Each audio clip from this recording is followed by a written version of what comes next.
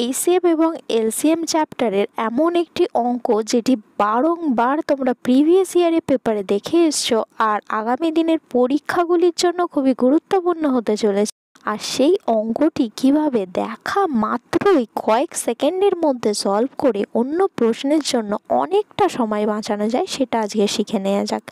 এখানে বলা হয়েছে HCF of A and B B C, মানে বলছে এখানে দুটো নাম্বার আছে, একটা নাম্বার হলো এ আর একটা নাম্বার কি বি, আর এদের এইচসিএফটা আমাদেরকে বলে দিয়েছে কি এইচসিএফটা কত বলে দেওয়া হয়েছে যে এইচসিএফটা হলো সি।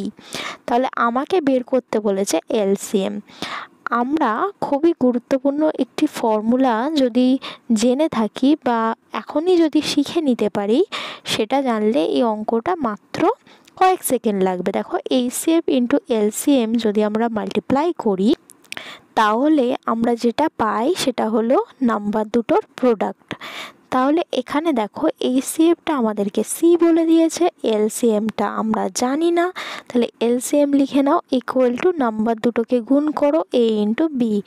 এখান থেকে এলসিএমটা যদি তোমরা বের করতে চাও তাহলে সিটাকে ওই দিকে নিয়ে যেতে হবে, সিটা এখানে মাল্টিপ্লিকেশনে, ওই দিকে গেলে কী হবে ডিভিশনে হয়ে যাবে, মানে এ বি বাই সি।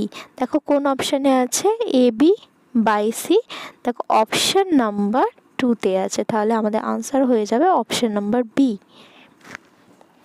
যদি এই ভিডিওটি ভালো লেগে থাকে অবশ্যই লাইক শেয়ার সাবস্ক্রাইব করার রিকোয়েস্ট রইল। দেখা হচ্ছে পরবর্তী ভিডিওতে আরও গুরুত্বপূর্ণ প্রশ্ন নিয়ে।